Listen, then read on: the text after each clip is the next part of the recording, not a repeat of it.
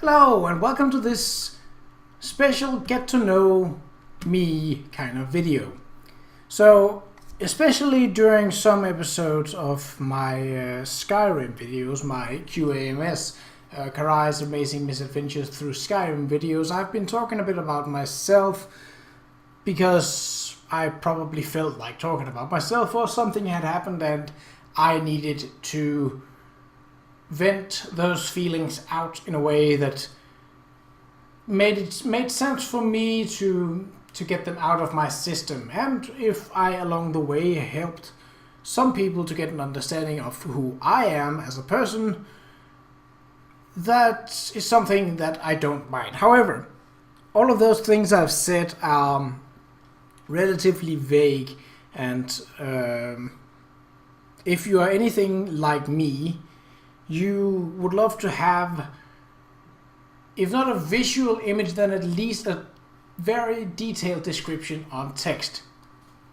Now, I never have done this 16 personalities test before. So it's also known as the Myers-Briggs personality test. And apparently it fits everyone in under one of these 16 personality types. Now, I like that diversity because usually when you take other kinds of personality tests, you end up with like maybe 1 out of 4 or 1 out of 10 if they are expansive. But as far as I know, this one is actually pretty accurate as long as you're answering honestly, which I of course plan to. So a total of 134,565,948 tests have been taken so far. That sounds like a pretty good start and a pretty good reason to choose this test over anything else. And as you can see, it's free. There's no registration required, even though you can log in, but that's for these kinds of things, I believe. The web page, which I will edit in the video, is 16personalities.com, so you can take it yourself. Yeah, I think that's pretty much it. So let's take this test and see how it goes. Alright. Takes less than 12 minutes. Answer honestly, even if you don't like the answer. Try not to leave any neutral answers. Oh, there is actually a neutral. Alright, let's see. Starting here, probably get it there. You find it difficult to introduce yourself to other people. Let's see. That depends. If I'm spontaneously meeting people, like it's somewhere in public and someone is having a conversation, I would probably not introduce myself to other people. However, if it's something where, like, I'm on a stage and talking to people, or if it's something that's planned, then I don't have any problems with it at all. But I think I think what they mean here, and a lot of these questions will be about how I am reading the questions. I think they are going for, you're meeting a complete stranger and you are going to introduce yourself. Is that easy or not? I would probably go with a yeah, I'd say no, I would go over here. It is rather difficult for me to introduce myself, at least to strangers. You often get so lost in thoughts that you ignore or forget your surroundings. Oh, that hits home pretty hard. I've been having some pretty wild mood swings recently.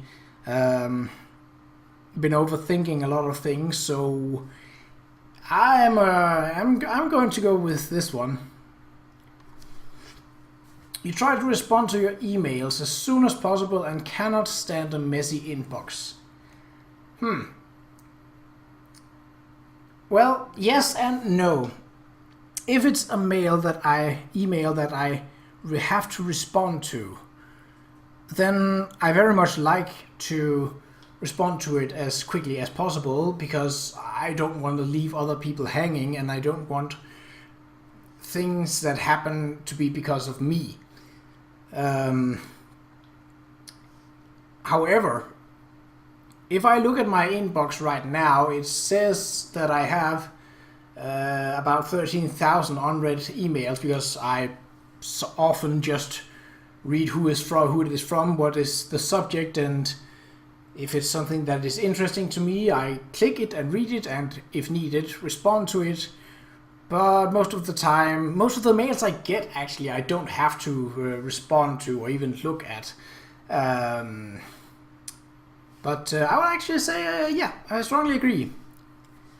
You find it easy to stay relaxed when there's even when there is some pressure. Again, with the mood swings that I've been having recently, I think my mood swings are either one of two things, or they're a combination of the two. So I'm on the edge of starting a preemptive treatment course to avoid becoming depressed. My mood swings are definitely an indicator that I could be on the verge of getting a depression, and I felt this kind of these mood swings not as extreme as they have been recently before, and those times were usually during a lot of stress. So well, it depends on what the pressure is about. If it's only on me, it's something that it's a task that only I can do, then yes, then it's not very easy to relax at all.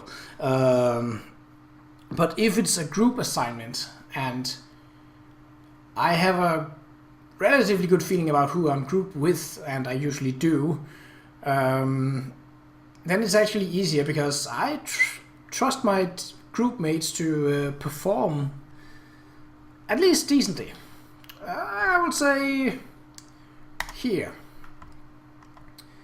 You do not usually initiate conversations. Again, that's a tough one, because like with the one introducing yourself up here, it depends entirely on the situation. In general, no, I do not usually initiate conversations. I'm more the type to make a snarky comment on something people say, but I'll probably say here. You rarely do something just out of sheer curiosity. Had I taken this test about 7 or 8 months ago, I would be in the disagree section. That I would do a lot of things out of sheer curiosity, but with the mood swings and that instability that it gives me, with essentially not knowing how I'm going to feel in an hour, yeah, I'm thinking I have to go with this. Alright, next page. So if we're looking at this, there would be about 100 questions. That's okay. And it's probably going to take a little more than 12 minutes then, but that's alright. You feel superior to other people. No, I don't. I feel inferior to a lot of people, actually. But there are still some, mainly regarding behavior, that I feel that they definitely draw on a shorter straw than me, so it's not completely 100% on the disagree, but it's definitely 90 or 80%, or how much that would be. Being organized is more important to you than being adaptable. Okay, that is a difficult one as well, because with my autism and Asperger's syndrome, organization is essential for me. I need to have, if not a stack where I have, for example, pens or pencils, then at least I have a designated area for it. I would not say that these two things are the counterpart to one another, which makes it even harder because I like organizations and I like being adaptable. I would probably say that being adaptable is more important because it means that I can switch up my organization to fit a different situation depending on the needs. So yeah, I maybe like this because you're usually highly motivated and energetic. Whew, again, mood swings, the mood swings that I've been having I can feel very highly motivated and very energetic, especially when I'm writing. Something that's one of the things I can say for sure that I'm good at. But I've also had moments, especially with these mood swings, where I've barely been able to get out of bed and get to my education. I'll think, since what I'm focusing on here is that they are saying usually. Yeah, I think I will go like this. Winning a debate matters less to you than making sure no one gets upset.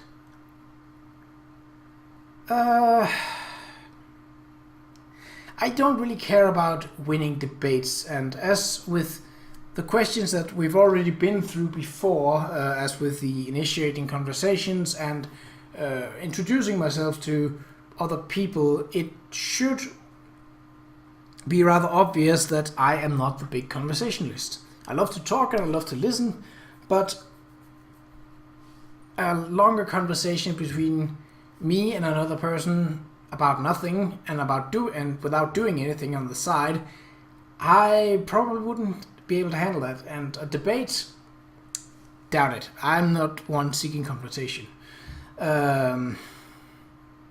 Winning a debate matters less. Yeah, I really don't like upsetting people, so making sure no one gets upset. Yeah, I think we're going to go strongly with this one. You often feel as if you have to justify yourself to other people. Not really, actually. I feel like trying to be normal in quotation marks, while it's not something that I excel at directly, I would say that I don't usually do something as weird as to have the need to explain myself and to justify myself. Actually, I'm probably more on the counter, so yeah, that would be a strong disagree there. Your home and work environments are quite tidy.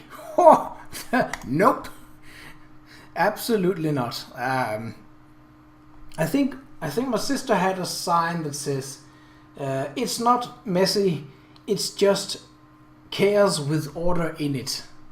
And yeah, that probably fits my apartment and my desktop, which would probably be my work environment in this case, quite well. I suppose I actually have a lot of floor space, so yeah, that's... You do not mind being the center of attention. I actually don't. In fact, I would often seek the center of attention, so yeah, that's a fairly... You consider yourself more practical than creative. Whew. I like building stuff, but I'm not particularly good at it. And I like drawing, but I'm not particularly good at that either. I would say that I'm fairly decent at writing, so it's probably more in the creative part of things than actual practical things. So yeah, let's go for a weak disagreement. People can rarely upset you. That's true. Especially in my spare time work as a youth league soccer referee, you get a lot of bad words thrown at you and a lot of upset people, and essentially you have to learn to be able to deal with that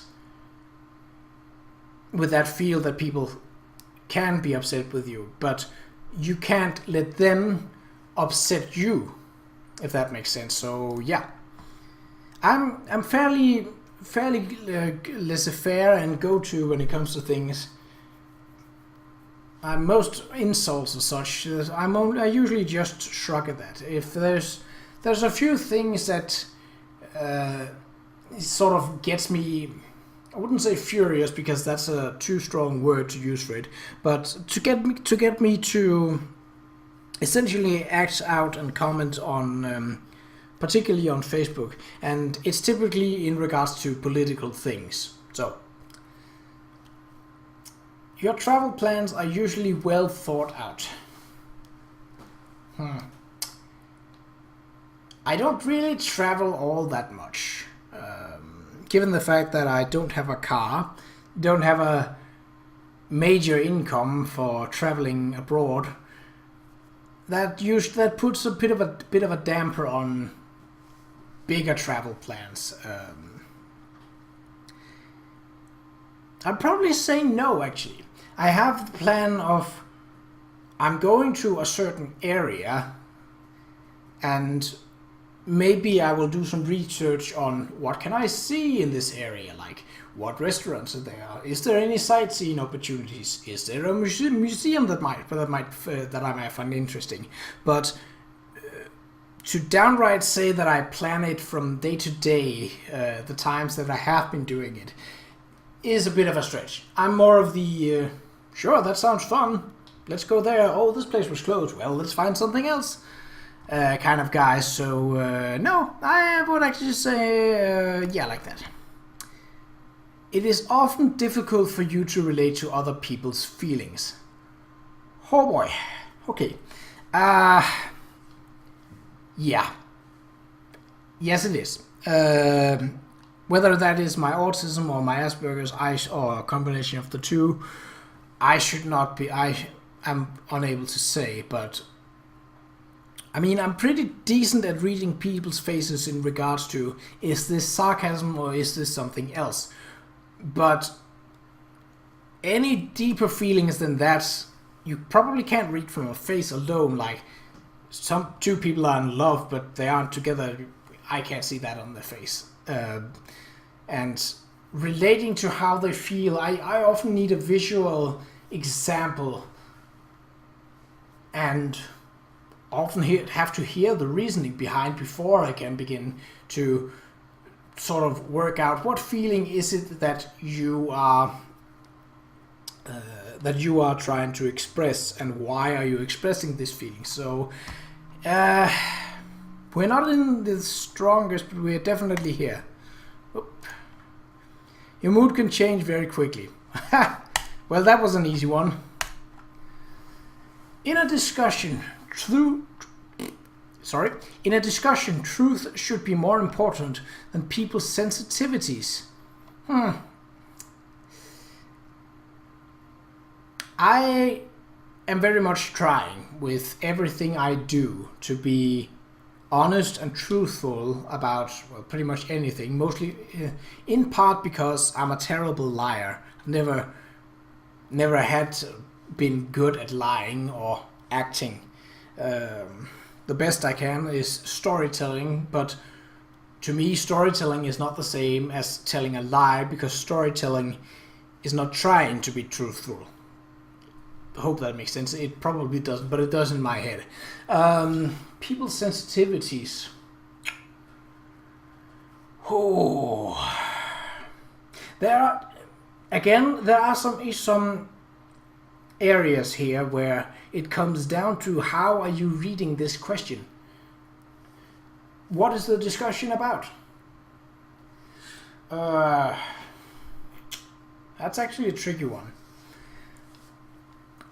I think I'm probably going more for truth, because at least if someone is being truthful, then they're not trying to hide their opinions from you. And at least in my personal life, with the few friends that I can say are close, I would rather have them being honest with me than them than them having them holding something important and truthful back because they think I might be hurt by it. I would be more hurt by people holding things back, honestly. You rarely worry about how your actions affect other people. Yes and no, honestly, because I live most of my things in a relatively non-social context. So I don't have a lot of interactions with other people. So in that regard, my actions are mostly centered around what I do and centered around affecting myself. If others are affected by it, it's rarely something that I worry about. But at the same time, I think there is sort of like a need for empathy in a lot of the things that I write, a lot of the things that I post, a lot of the music that I listen to. I think we'll go for this. Your work style. Sorry, just had a little burp. Your work style is closer to random energy spikes than to a methodical and organized approach. Again, that depends on the task at hand. If we're talking about writing, I'm usually pretty methodical and organized about it. Putting time off, essentially saying there is some stuff that I want to watch, but it'll have to wait because I need to write at least an hour on this project or this thing before I do anything more. But with other things, it can very much be the random energy spikes that suddenly, whoa, now we can do this, and 5 minutes later, I wish this would end. I would probably go more to the methodical part. I'm very methodical when I start working, so yeah. You are often envious of others. Not really. There are things that when I look at other people and when I look at other people's life, and I'm seeing things like, that would be nice. But at the same time, I have the feeling that it might not be me. Like, as if I had a big expensive car, why would I need a big expensive car when I would rather, deep in my heart, really want a smaller, more efficient car, or in this case, any car at all, but that's probably not going to happen. So, no, I'm very, very rarely envious of others. An interesting book or video game is often better than a social event. Well, yeah. I get worn out by social interactions. There are so many things that I like being around other people, and I like listening and talking and interacting with other people, but I just can't handle it for very long time at once. Like the other day, I was at a midsummer sun celebration with some of my parents' old friends, some that I've known essentially since I was 3-4 years old, and I'm 27 now. And I haven't seen these people in maybe 2 years, a bit more perhaps, and I could only stand being with them, talking to them for about 3-4 hours max, and the day afterwards I would just completely worn out. There was no energy. I would just be sitting staring at my computer screen, just let the YouTube videos zone out and just run them past and not really doing anything. So yeah, I would very much prefer an interesting book or video game. If I need social interaction, I will usually try, and it will usually be rather spontaneous, where someone is like saying, hey, I'm holding this party tomorrow, which I know is short notice, but can anybody show up? And I would be like, sure, I can be there. If there's not too many people, I can be there for a while. If there's many people, I'll be there for a shorter while. Being able to develop a plan and stick to it is the most important part of every project. No, I do not think so. Being able to develop a plan is important, yes. But I would rather say that the way that I usually approach projects is that I have layers of plans developed, usually before I start, but if not, then at least in the early parts of the process of making the project. Because then if something goes awry with plan 1, then I can jump down to the next level and continue on plan 2, and so on and so forth. It's a continuous development cycle, and it's not, I would say one plan, for me, at least with my experience, I tend to be rather conservative with my planning. So, and if things don't exactly go as I planned, I usually go into a mental breakdown, essentially, and just being unable to fathom what went wrong. And I've learned from that. So essentially, instead of making one plan, I make a lot of other plans, and I accept that, well, this plan may fail, but there's always another plan that you can go to, and there's always another idea, another way of approach that might work for this. Failure isn't final. It's essentially the idea with that. Sure, I might be down after one plan not working out completely as I planned, but when it comes down to it, I think I prefer the adaptability that is with the layers of plans that, alright, we'll start with plan A and see how that is working out. If there is something that is minor, well, then we will tweak the plan a bit to make it work, to make it fit the project. But if it turns out it's a major flaw in plan A, well, then we'll jump down to plan B and go from there. So I would say that, yeah, I strongly disagree with that, actually. Right. You rarely get carried away by fantasies and ideas.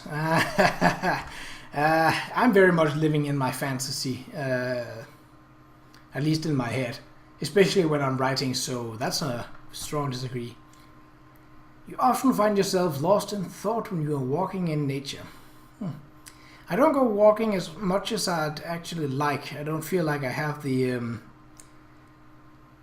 actual spare time to do it.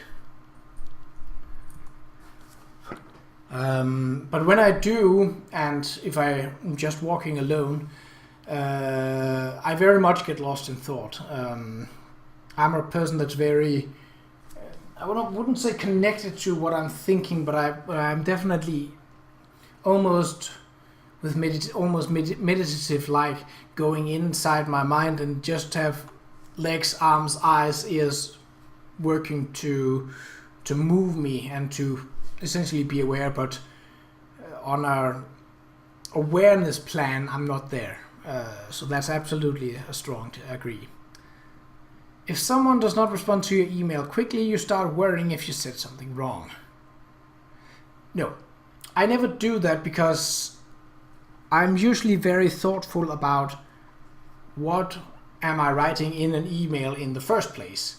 And I would say that I've been sending emails since I was about maybe 14, 13 years old. I think I've got it down to what in general not to say and certain things that may be touchy that I don't go around. So I don't worry that I say something wrong in emails. So that's a strong disagree there. Yep. That was my Facebook, which it shouldn't because I should have it turned off. Yeah, it should be turned off. I don't know why I did that. Alright. As a parent, you would rather see your child grow up kind than smart. Well, I have been working with kids, and some of them definitely weren't kind, and some of them definitely weren't smart. There usually was a connection between the two, but not always.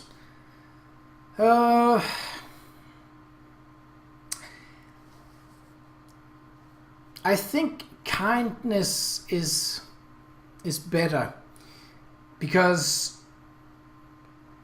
there's always essentially the people say that your brain has a capacity for learning, has a capacity for knowledge, and you reach that capacity around age 25. I disagree with that.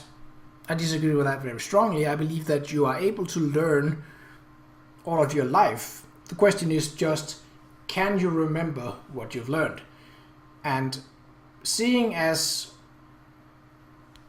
intelligence and memory, and thus, in quotation marks, smartness, is something that you can improve on throughout your life, I'd say that it's better to be born kind and being able to have people around you, because let's face it, your kid is not very unlikely going to be alone for the entirety of their lives, and someone who is not kind is usually not very pleasant to be around. So absolutely strongly agree on that. You do not let other people influence your actions. I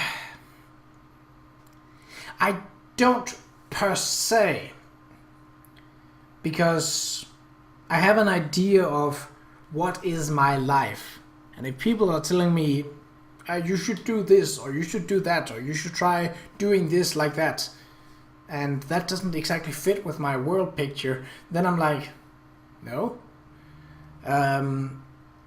But if people tell me some advice that I generally think is a good idea, then yeah, I follow their influence.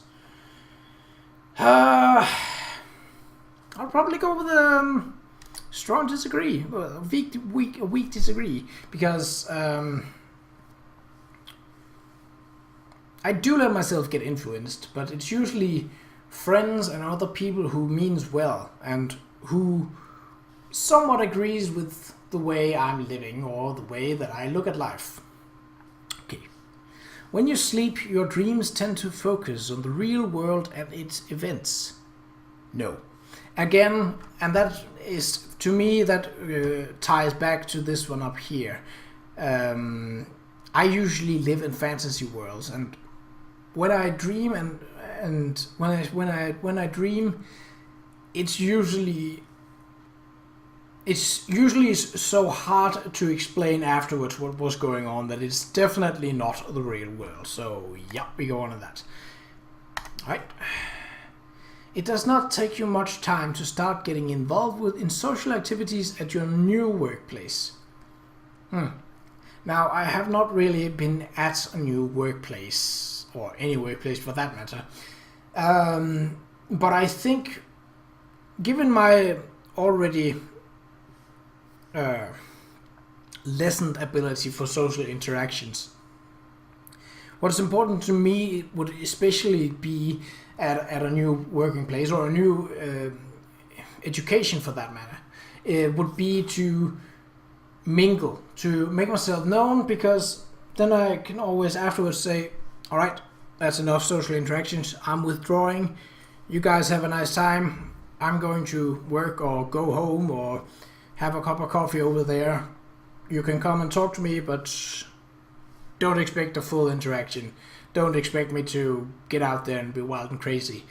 So it actually doesn't take me much time.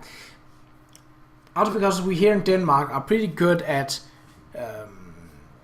saying that, for example, when starting on a new education, classes usually have some kind of get together, either day or trip, where you are meeting each other and learning what kind of persons am I in class with, what do they like, what are they like, and such.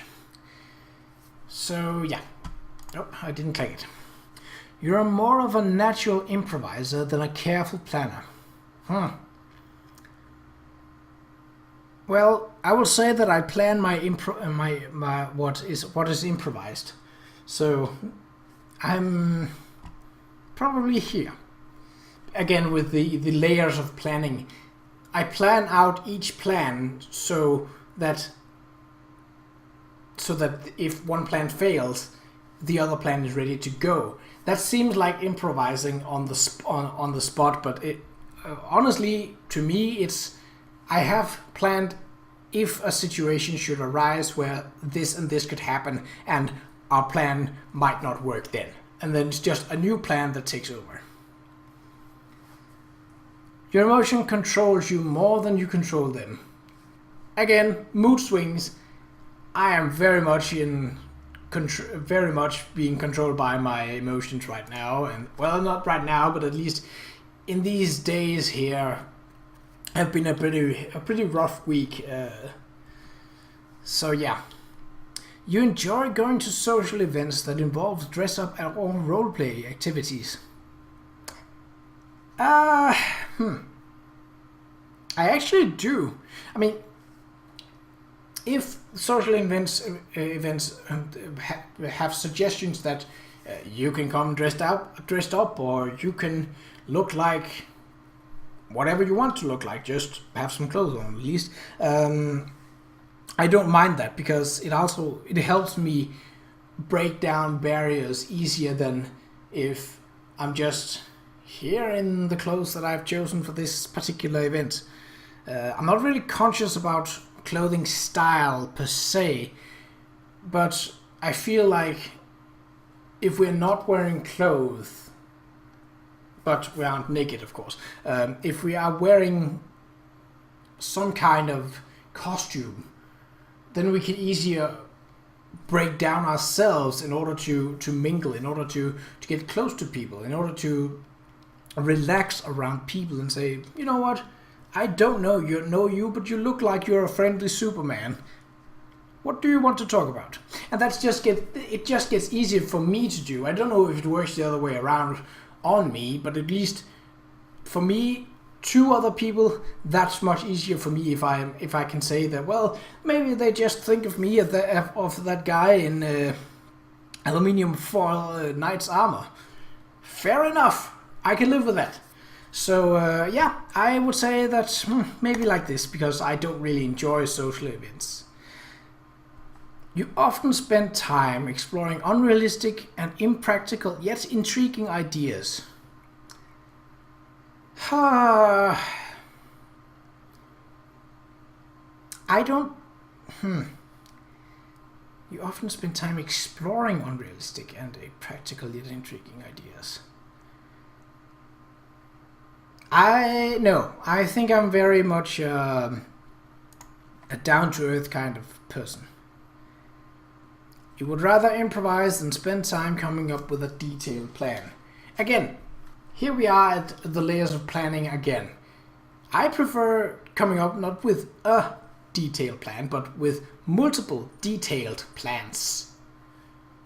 Because then I can make them work in tandem, and if one plan should fail, well, here's the next one rolling in already to take over. So yeah, let's go with that. Well, we're halfway there. You're a relatively reserved and quiet person. Again, that can vary very much. I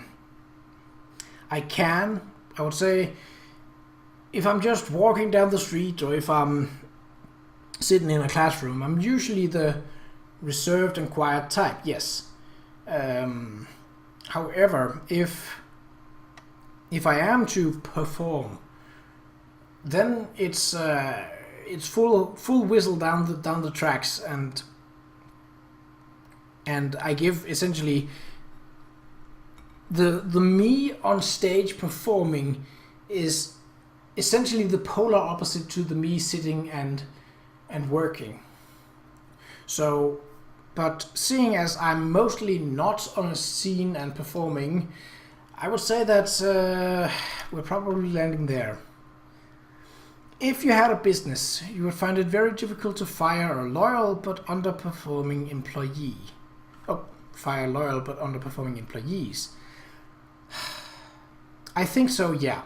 I'm very much hey, I have a good relationship with you. There are people that could do your job better, but I like you, so you stay. That might not be the most efficient business kind of way, but I'm not really much of a business person, so yeah, I would go with that. You often contemplate the reasons for human existence. No, I don't. I take it as it is, and if someone brings it up, I'm happy to bring in my thoughts and opinions, but it's not really something that I lay awake about in general. About my own existence, yeah. About human existence in general, no. Logic is usually more important than heart when it comes to making important decisions. Again, that's a tough one. Normally what they say about highly functional people with autism is that they fit into the scheme of mathematical and logical, where I've never been particularly good at math, so I always hated that, where people put me in the box, say, you must be good at math, and I'm like, no, get that away from me, I hate math. However, logic is a thing that I love very much. I love making sudokus, making puzzles like that. It's not always the best idea, but I think logic is a very good solution to things. Again, it very much depends on the situations. Making important decisions. If the important decisions is regarding love, use your heart. But if the important decision is about anything else but feelings, logic is usually more important. At least to me. Keeping your options open is more important than having a to-do list. Well, in general, I have a general, like, this is the day that I can do this and this and this. But there are usually holes in my to-do list enough to say that, well, I can push these things a bit, and then we can do some stuff that you were talking about earlier today. I would say I'm probably very keen on having a to-do list, actually, so if your friend is sad about something, you are more likely to offer emotional support than suggest ways to deal with the problem. Yeah, again, that relates back to the being able to relate to people's feelings. I'm not a problem solver, but I'm very much a listener, and I love and have been told that I'm pretty good at giving hugs. So yeah, I would say we're over here. Okay, on to the next. You rarely feel insecure. That's a good question. I feel insecure about myself and about what I can do, but I don't feel like there's a mugger coming to take my wallet, or there's bandits trying to break into my house stealing my TV. I don't feel like that. Denmark is a very safe place when it comes to that, so it's more like a personal insecurity about what is the future going to hold, and that's a pretty big thing. The feeling of insecurity. This is a very vague one, and I feel like they're probably not so much thinking about, are you afraid that someone's going to come up to you on the street and stab you? It's probably more the, how are you feeling? How are you feeling? Probably go with that. You have no difficulties coming up with a personal timetable and sticking to it. Again, that's a lot about planning. The thing is, while I love organization and things that are organized, I am not the one to do the organization of it. I am terrible at making order in chaos. I'm more like, if essentially if chaos is a mess, then I'm more like, this thing is interesting, where do you go? And then put that away, more than say like, this is all the stuff in this kind of things, we'll take them first. So yeah, I have troubles coming up with a personal timetable. I have no problem sticking to it once it's made, but the making of the personal timetable, Being right is more important than being cooperative when it comes to teamwork. No. At least from my experience, if a teamwork is to actually work, you have to be cooperative. There might be a few cases where someone who is so submissive, so careless, and so, I would almost say, lazy and uncaring, that you can just say, we're doing this and this and this and this, and yeah, sure, fine. So yeah, that's a strong no. Again, being good at listening and such. You think that everyone's views should be respected regardless of whether they are supported by facts or not. And here we come to the politics kind of thing. To a point, I agree. A lot of politics is not supported by facts. And you feel more energetic after spending time with a group of people. Nope, definitely not. You frequently misplace your things. Nope, I have a pretty good idea of where in the mess the things that I need are. Which is also back to the saying that there is order in the chaos, but it is still chaos. So, yeah. You see yourself as very emotionally stable. Nope, I do not. Your mind is always buzzing with unexplored ideas and plans. At the moment, yeah. You would not call yourself a dreamer. I disagree. I am very much one to dream about a lot of things. You usually find it difficult to relax when talking in front of many people. Here we are with the performance and being on stage. I actually don't have stage fright. I mean, I have a little bit before I go up, but once I'm there and once I get started talking, it just comes like a natural flow to me, and that's actually where one of the places where I'm in my ace. So if I could sit on a stage writing and talk to an audience, I would probably be where I feel best. So yeah. Generally speaking, you rely more on your experience than imagination. Yeah, absolutely. You worry too much about what other people think. No, I don't. I have accepted that I am not like other people, and I am me. What other people think is not my business, and I don't really care. If they come up to me and say things like, hey, you're weird, I'm like, yeah, and? Essentially, it doesn't touch me. I'm like, you can think what you want about me, it doesn't matter. It's not going to change me, at least. If the room is full, you stay closer to the walls, avoiding the center. Yeah, I do. Essentially what it is that if I'm in a small room and there's a lot of adult people, because size in this case of the people is important.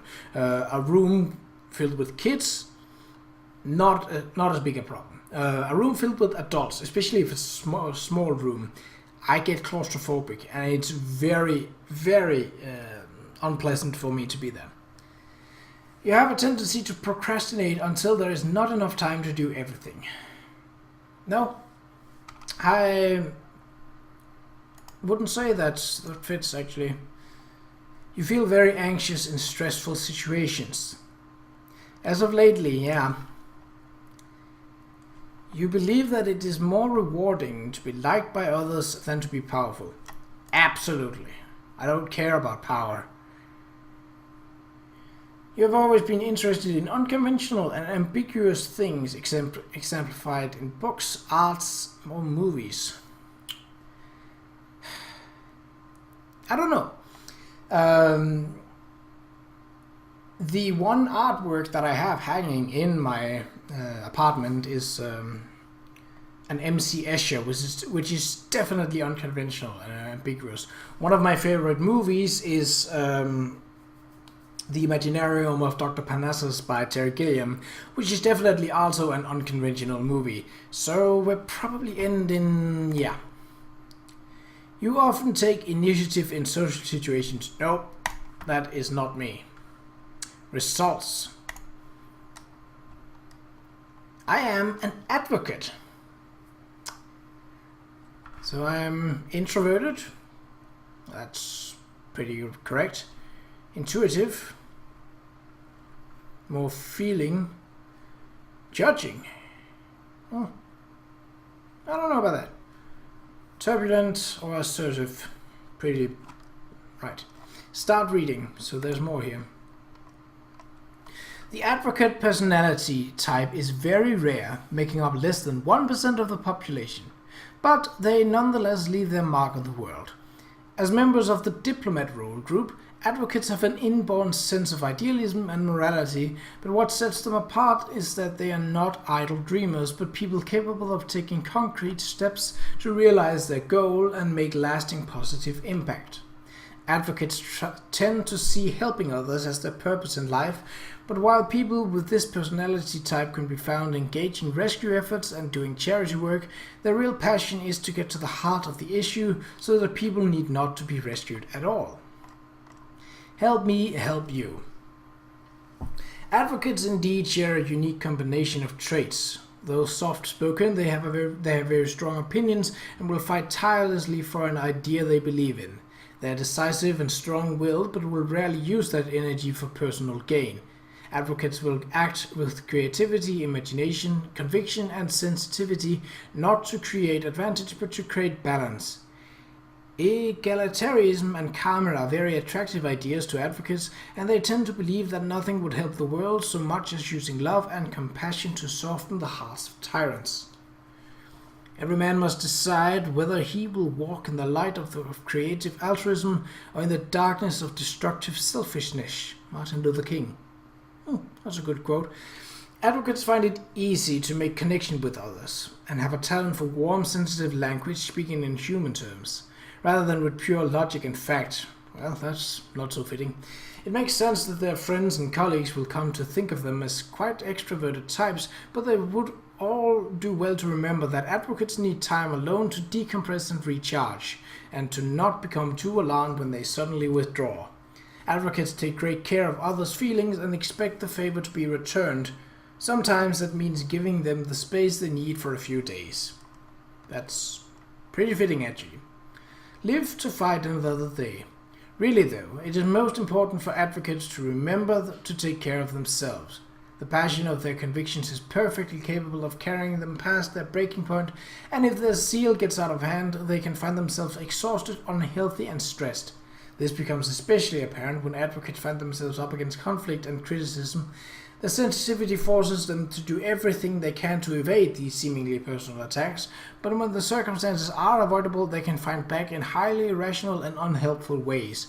To advocates, the world is a place full of inequity, but it doesn't have to be. No other personality type is better suited to create a movement to right a wrong No matter how big or small, advocates just need to remember that while they are busy taking care of the world, they need to take care of themselves too. Advocates you may know: Martin Luther King, Nelson Mandela, Mother Teresa, Alanis Morissette, Jimmy Carter, Nicole Kidman, Goethe, Morgan Freeman, Jon Snow, James Wilson, I don't know who that is, Aragorn, Galadriel, Michael Scofield, Rose Bucketer, Desmond Hume, and Aramis. Interesting. Strength and weaknesses. Advocates' strength and weaknesses. Creative. Combining a vivid imagination with a strong sense of compassion, advocates use their creativity to resolve not technical challenges, but human ones. People with the advocate personality type enjoy finding the perfect solution for someone they care about, and this strength makes them excellent counselors and advisors. Insightful. Seeing through dishonesty and disingenuous motives, advocates step past manipulation and sales tactics into a more honest discussion. Advocates see how people and events are connected and are able to use that insight to get to the heart of the matter. Inspiring and convincing. Speaking in human terms, not technical, advocates have a fluid, inspirational writing style that appeals to the inner idealist in their audience. Advocates can even be astonishingly good orators, speaking with warmth and passion if they are proud of what they are speaking for. Decisive.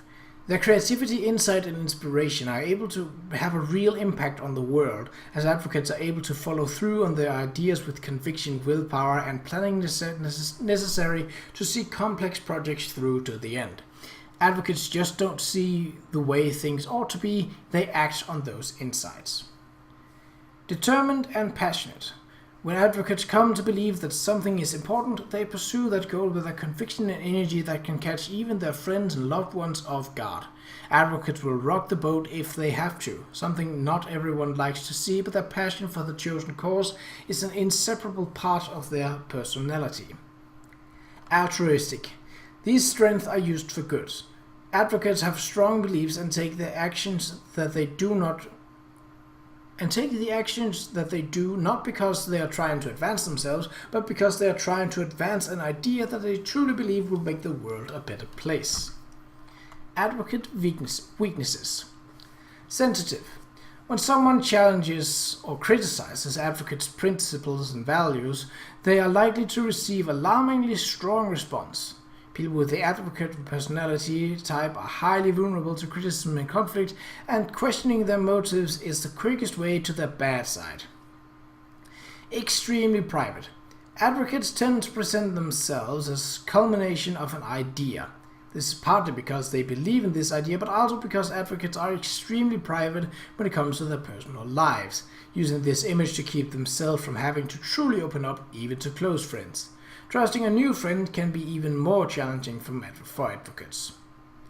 Perfectionistic. Advocates are all but defined by their pursuit of ideas. While this is a wonderful quality in many ways, an ideal situation is not always possible. In politics, business, and romance, and advocates too often drop or ignore healthy and productive situations and relationships, always believing there might be a better option down the road. Always need to have a cause. Advocates get so caught up in the passion of their pursuits that any of the cumbersome administrative or maintenance work that comes between them and the ideal they see on the horizon is deeply unwelcome. Advocates like to know that they are taking the concrete steps towards their goal, and if routine tasks feel like they're getting in the way, or worse yet, there is no goal at all, they feel restless and disappointed. Can burn out easily. Their passion, poor patience for routine maintenance, tendency to present themselves as an ideal, and extreme privacy tend to leave the advocate with few options for letting off steam. People with this personality type are likely to exhaust themselves in short order if they don't find a way to balance their ideas with the realities of day-to-day living. So far, that is very much on point. I feel like a lot of these have really been able to hit right. Romantic relationships. Advocate relationships. When it comes to a romantic relationship, advocates take the process of finding a partner seriously. Not ones for casual encounters, people with the advocate personality type instead look for depth, meaning in their relationships. Advocates will take the time necessary to find someone they truly connect with. Once they found that someone, their relationships will reach a level of depth and sincerity that most people can only dream of. Getting to that point can sometimes be a challenge for potential partners, especially if they are the impatient types, as advocates are often perfectionistic and picky. People with this personality type aren't easily talked into something they don't want, and if someone doesn't pick up on that, it's a trespass that is unlikely to be forgiven, particularly in the early stages of dating. Even worse is if a suitor tries to resort to manipulation or lying, as advocates will see right through it. And if there's anything they have poor tolerance for in a relationship, it's inauthenticity. Is this for real? One of the things advocates find most important is establishing genuine, deep connections with the people they care about. Advocates will go out of their way to seek out people who share their desire for authenticity, and out of the way to avoid those who don't, especially when looking for a partner. All that being said, advocates often have the advantage of desirability. They are warm, friendly, caring and insightful, seeing past facades and the obvious to understand others' thoughts and emotions. Well, not so much me. Advocates are enthusiastic in their relationship, and there is a sense of wisdom behind their spontaneity, allowing them to pleasantly surprise their partners again and again. Advocates aren't afraid to show their love, and they feel it unconditionally, creating a depth to the relationship that can hardly be described in conventional terms. Relationships with advocates are not for the uncommitted or the shallow. When it comes to intimacy, advocates look for a connection that goes beyond the physical, embracing the emotional and even spiritual connection they have with their partner. People with the advocate personality type are passionate partners and see intimacy as a way to express their love and to make their partners happy. Advocates cherish not just the act of being in a relationship, but what it means to become one with another person in mind, body, and soul. Friendships. Advocate friends. There is a running theme with advocates, and it is a yearning for authenticity and sincerity in their activities, their romantic relationships, and their friendships. People with the advocate personality type are unlikely to go for friendships of circumstance like workplace social circles or chatting up their local baristas, where the only thing they really have in common is a day-to-day familiarity. Rather, advocates seek out people who share their passions, interests, and ideologies, people with whom they can explore philosophies and subjects that they believe are truly meaningful. Sorry. Just grab a little thing to...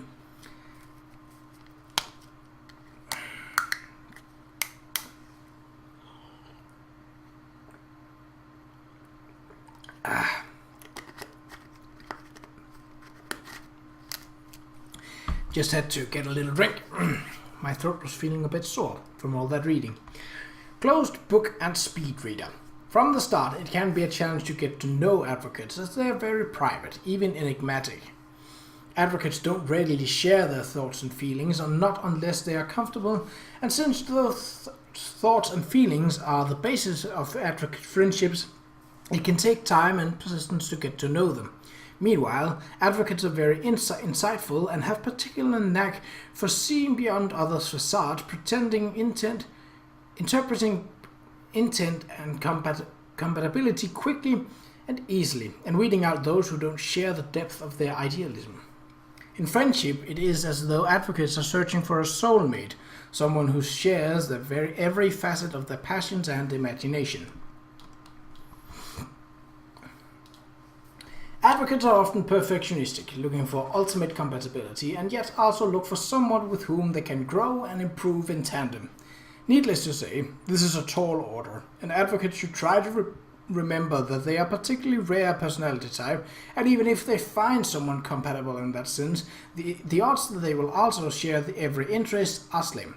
If they don't learn to meet others halfway and recognize that the kind of self-improvement and depth they demand is simply exhausting for many types, advocates are likely end up abandoning healthy friendships in their infancy in search of more perfect compatibilities.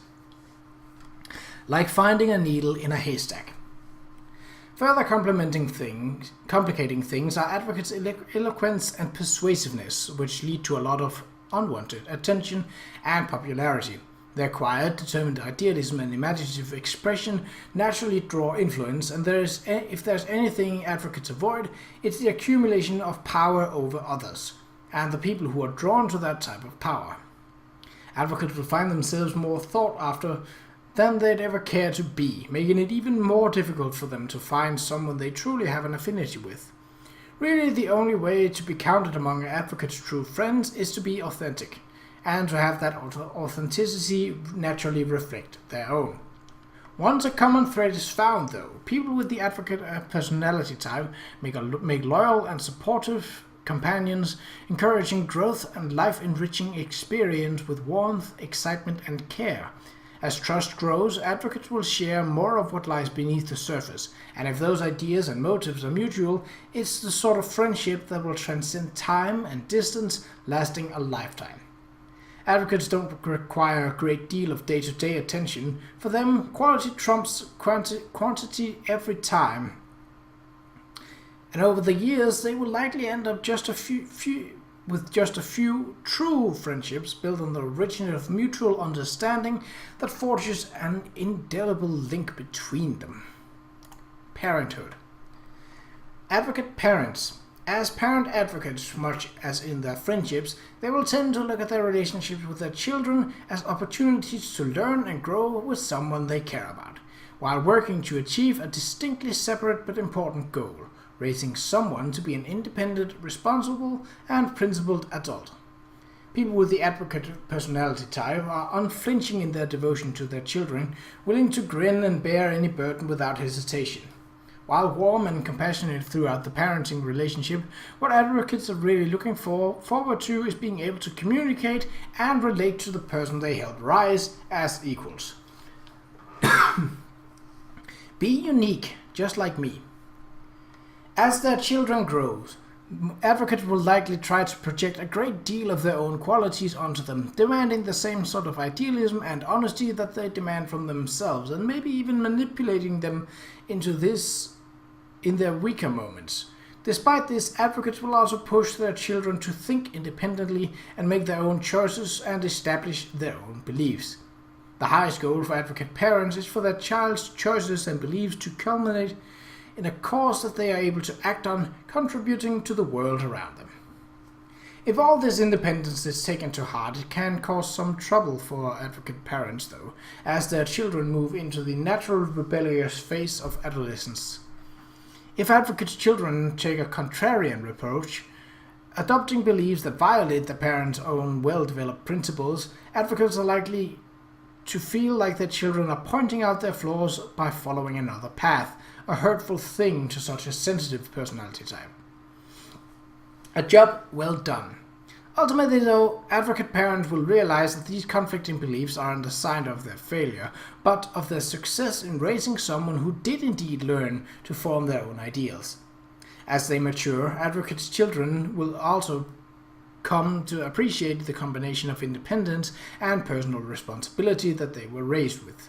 So long as their child grows up with a firm understanding of the difference between right and wrong and is able to fight for a cause they believe in, striving to be the best they can be, advocate parents will be satisfied with what they've accomplished together with their child.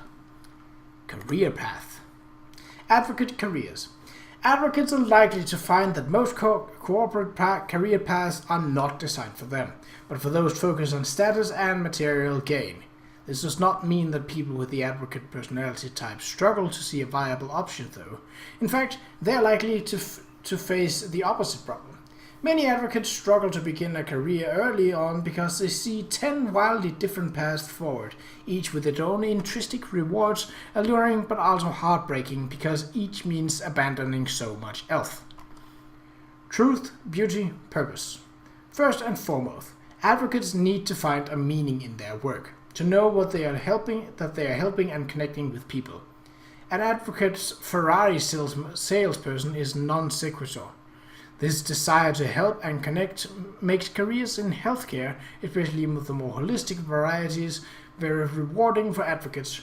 Roles as counselors, psychologists, doctors, and life coaches, and spiritual guides are all very attractive options. Advocates' needs don't end at meaning, though. Any productive work can be rationalized to be meaningful, as any productive work helps someone somewhere. Advocates crave creativity too, the ability to use their insight to connect events and situations, effecting real change in others' lives personally.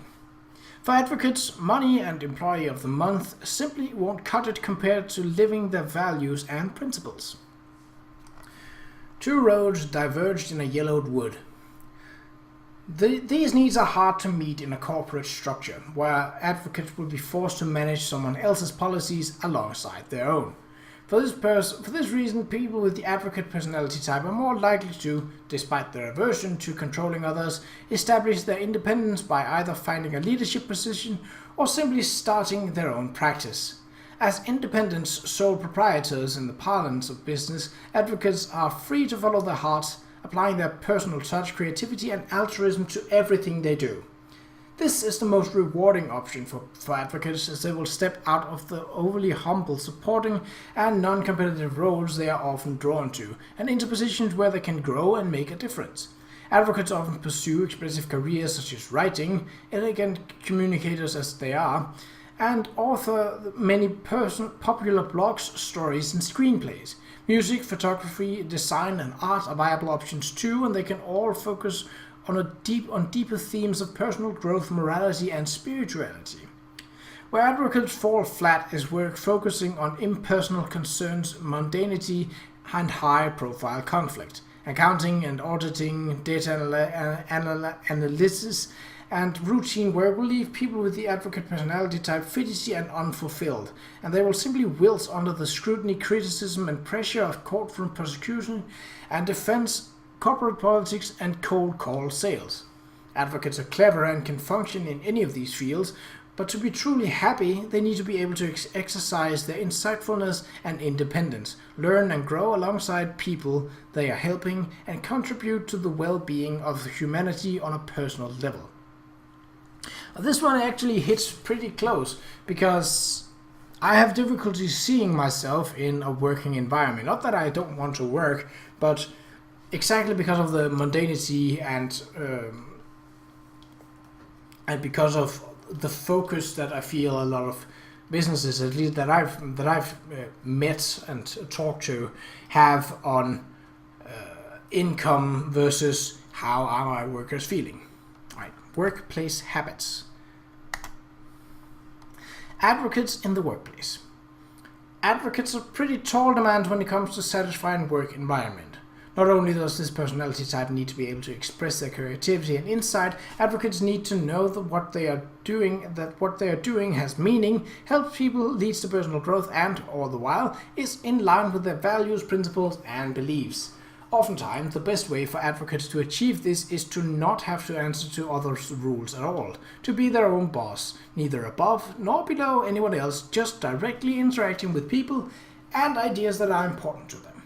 All that being said, advocates are clever and inspired group, and with a few of the right conditions, most any position can be made to work. Advocate subordinates. As subordinates, advocates are likely to chafe under hardline rules, formal hierarchies, and routine tasks. People with the advocate personality type value diplomacy and sensitivity, and the more democratic and personal their manager style is, and the more they feel their independence and input are valued, the happier they'll be. Advocates act on their convictions, so when they do something, it's something that has a meaning to them. If those actions come under criticism, even justified complaints, but especially unwarranted ones, the moral is likely to tank spectacularly. A manager's values need to be naturally aligned with the advocate's subordinates for both parties to be most effective. Though usually idealistic, they feel in conflict, advocates can lose touch with with that sense and end up all too bitter.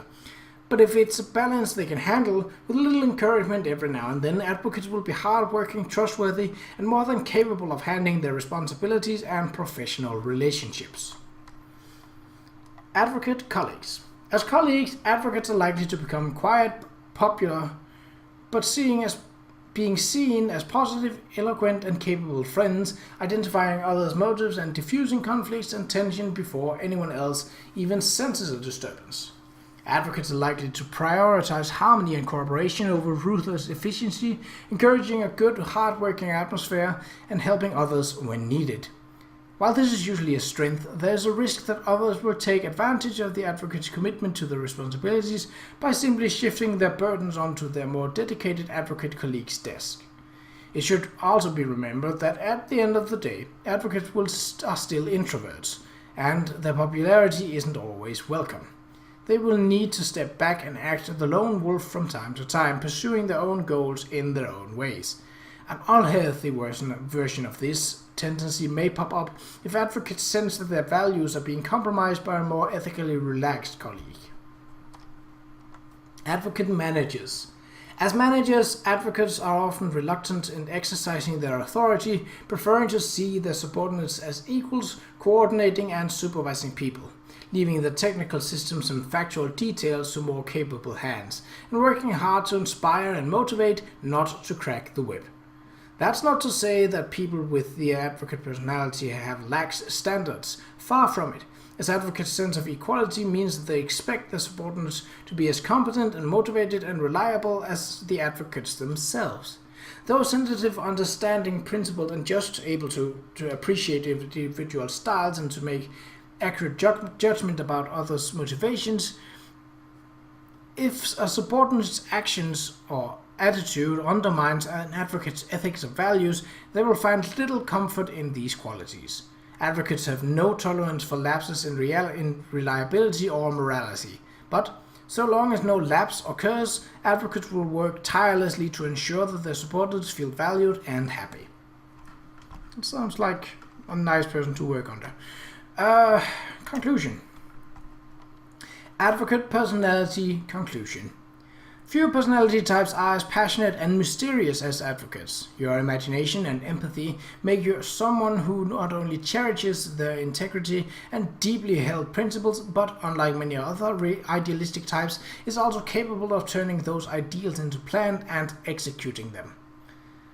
Yet advocates can easily be tripped up in areas where their idealism and determination are more of a liability than an asset. Whether it is navigating interpersonal conflicts, confronting unpleasant facts, pursuing self-realization, or finding a career path that aligns well with your inner core, you may face numerous challenges that at times can make you question who you really are. What you have read so far is just an introduction to, and less than 5% of what we can tell you. Okay, so this down here is essentially you can become part of the academy, which is I think the members area part. So, personality types. Yeah, let's take a look at some of the others actually.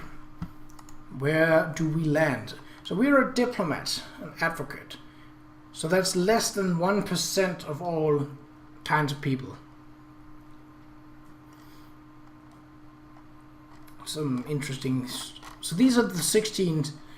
An architect, logician, commander, debater, advocate, mediator, protagonist, campaigner, logistician, defender, executive, consul, virtuoso, adventurer, entrepreneur, and entertainer.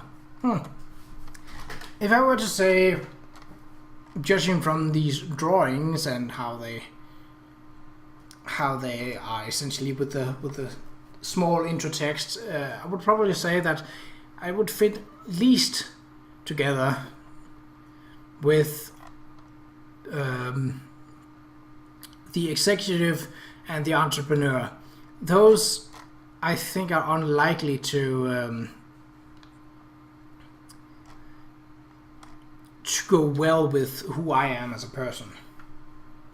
Well, it has definitely been interesting to... interesting in the way that I've been reading things that I already knew about myself in some way.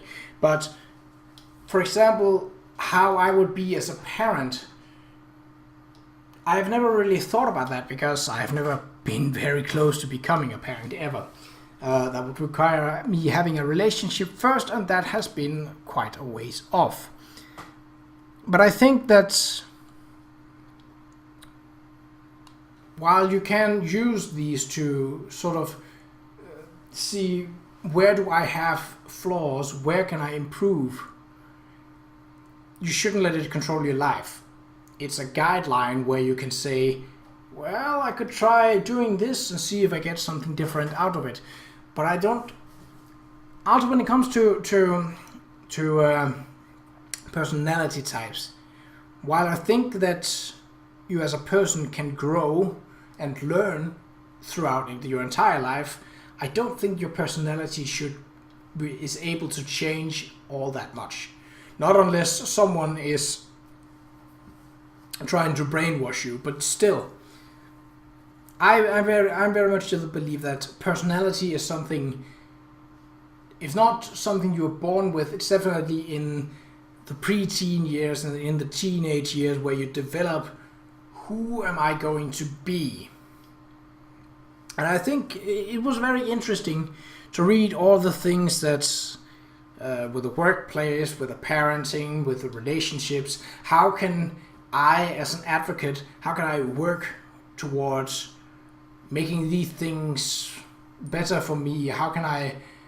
What do I need to focus on to have a better life, essentially?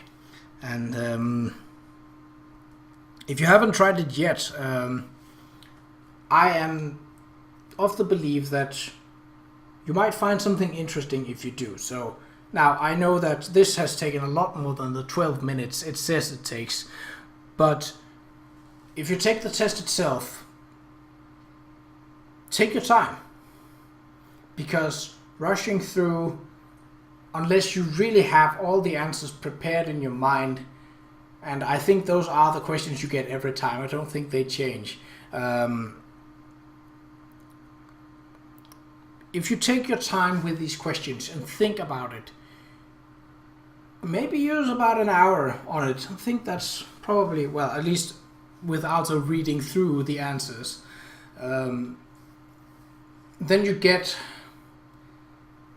at least some insight into who you are. And perhaps if others are with you, they too can get insight in who you are. And perhaps in that way, they can find a balance and make it work. Who knows? Anyway, it was very interesting to take this test. So, yeah.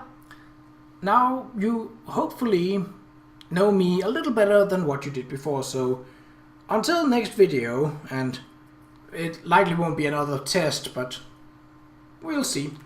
Until next time, take care.